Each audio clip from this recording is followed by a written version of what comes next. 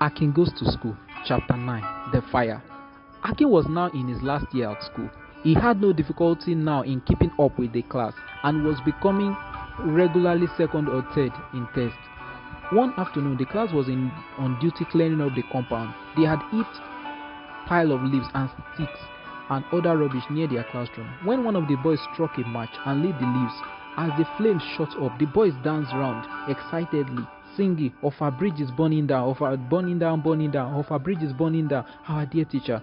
And they sang. They did not notice that the flames were licking up the walls of their dining shed and that the wooden struts supporting the roof had caught fire. A teacher coming from a nearby classroom saw the flames sprouting from the roof and rushed up angrily to the boys and shouted, "You foolish boys, go and fetch water quickly. Can't you see your dining shed is burning down?"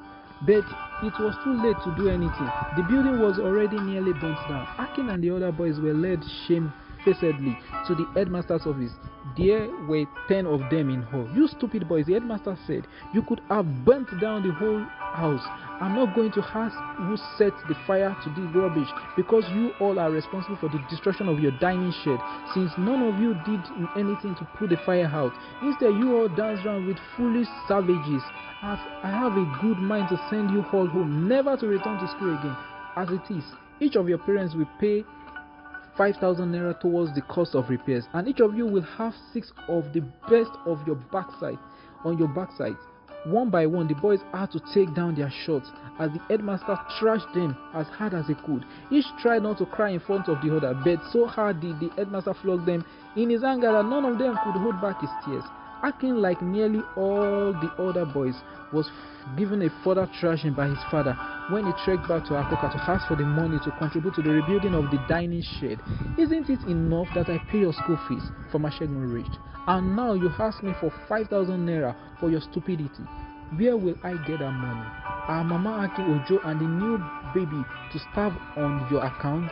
Even Mama Akin did not try to intercede on Akin's behalf this time.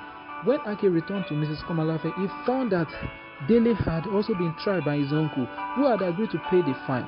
For Mrs. Komalafe did not have the money. 2 days before the fire, Offa had been in a state of great excitement for the election of a new government in Ibadan had been held. Some of the men who had talked about universal free-based primary education had come to Offa to urge the people to vote for their party.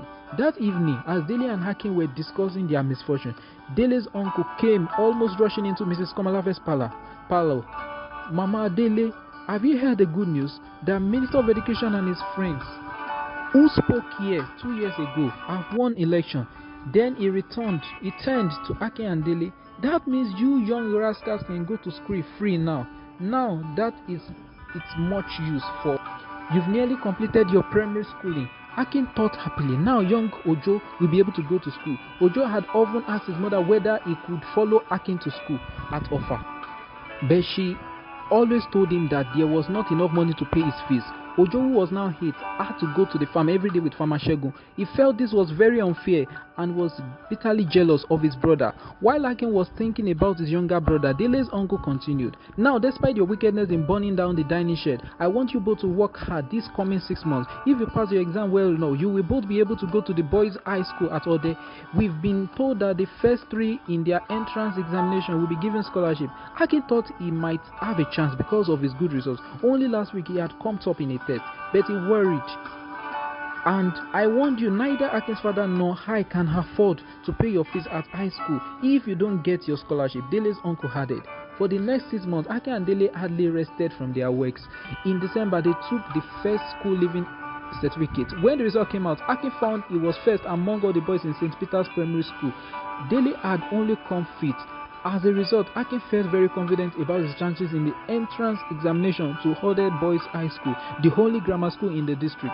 On the evening of the exam, Dele's uncle advised the 2 boys, "Now, young Akin, just because you did well in your last examination, don't think you will do so well in this one. And you, Dele, don't think because you did poorly, you won't do well this one. The tortoise often catches up with the hare."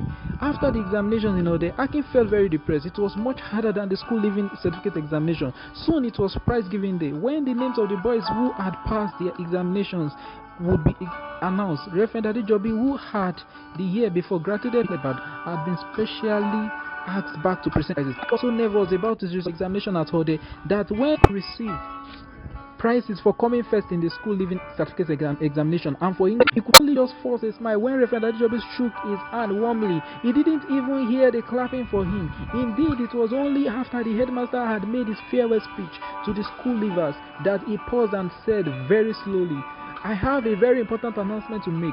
The result of the entrance examination at Hode Boys High School have just come true." Akin felt his heart pounding against his chest like a pestle on a portal. One boy in this school has gained a scholarship. He came third out of all the boys in our district who took the exams. Akin could hardly bear the suspense. His name is... The headmaster paused to wipe the sweat off his upper lip with a white handkerchief, which he had difficulty in getting out of his pocket. His name is, he repeated, Akinjide Shegun. Parents and boys clapped loudly, and Akin, overcome with joy, clasped with his friend Dele, who looked downcast but just managed a smile for his friend and shook Akin's hand. "Well done, brother." Akin too became sad. If only the high school were free like the primary schools now were, then Dele would be able to go there, just as Ojo and eventually Titi Lola, when he was old enough, would be going to school at Ofa. His thoughts were interrupted by the headmaster. "I have a further announcement to make. It is 6 months now since our dear Mr. Komolafe died. He was loved by all of us. It was he who persuaded us to vote for the government, which is now going to send our children to primary school free. But now Dele, his son, was the only other boy from this school to pass the entrance exam." There was a ripple of clapping, and Dele turned to smile at his friend. "Young Dele," the headmaster continued, "where clapping ceased, can't go there because he has not got a scholarship."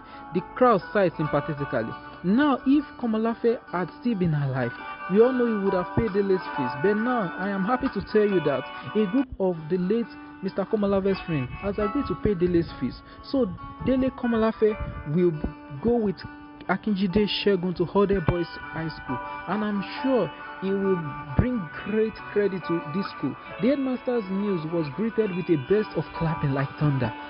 Akin felt tears brimming in his eyes, and he turned to embrace his friend Dele. He saw that he too had tears in his eyes.